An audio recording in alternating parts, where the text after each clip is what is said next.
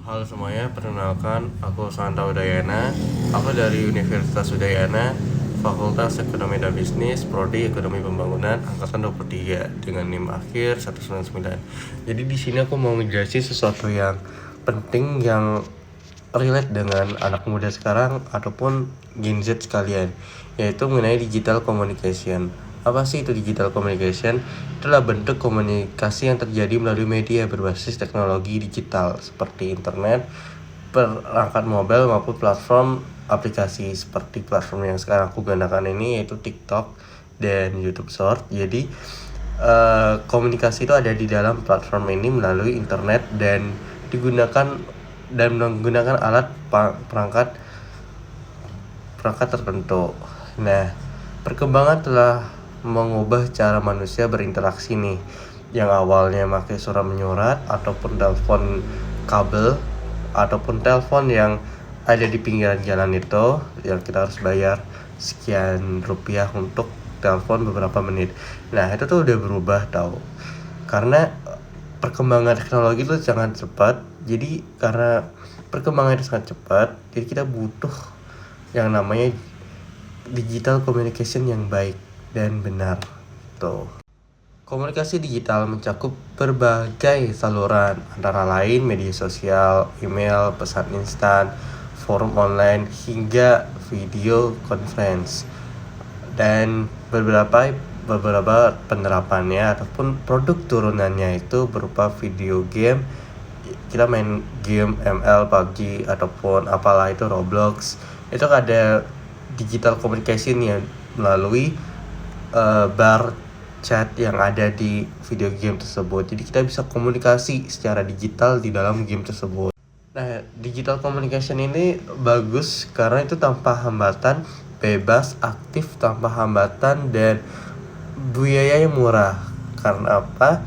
Karena walaupun kita nggak punya kuota, kita bisa mengakses wifi gratis di di tempat-tempat umum, di fasilitas umum yang disediakan wifi gratis.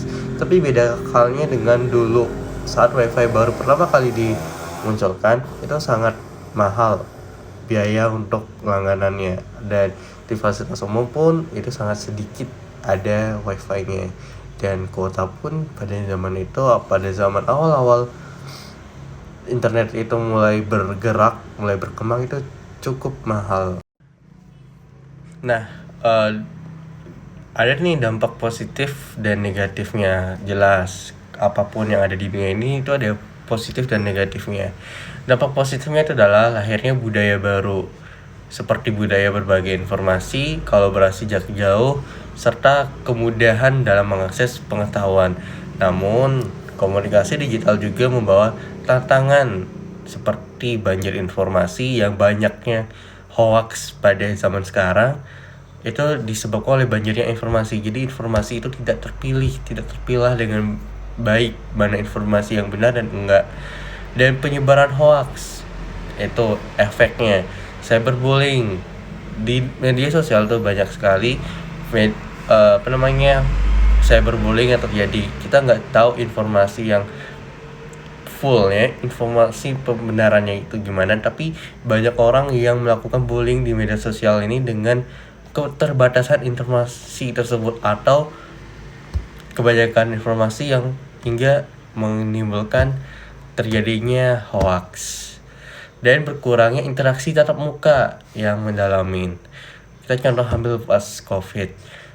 Waktu COVID itu banyak di grup-grup Telegram ataupun Discord yang punya grup komunitas anime ataupun K-pop ataupun main RP sekalipun, itu membatasi kita berkomunikasi tatap muka. Kita lebih enak atau lebih praktis berkomunikasi di media sosial seperti itu. Nah, seperti yang dijelasin tadi, ada positif dan negatifnya. Negatifnya itu banyaknya hoax, cyberbullying, dan keterbatasan untuk kita berpikir secara aktif, secara kritis, karena banyaknya informasi yang kita dapat secara pragmatis sehingga kita tidak bisa mencari informasi yang lebih akurat, sehingga membuat otak kita tidak lebih kritis serta menyikapi berbagai hal.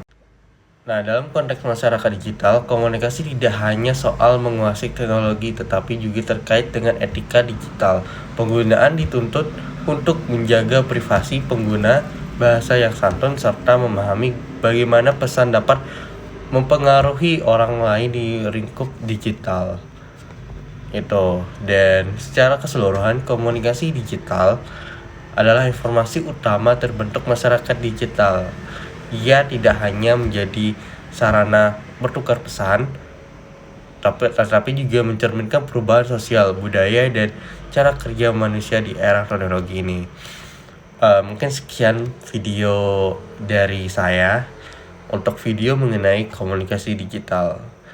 Dan saya ucapkan terima kasih telah menonton video ini, dan terima kasih.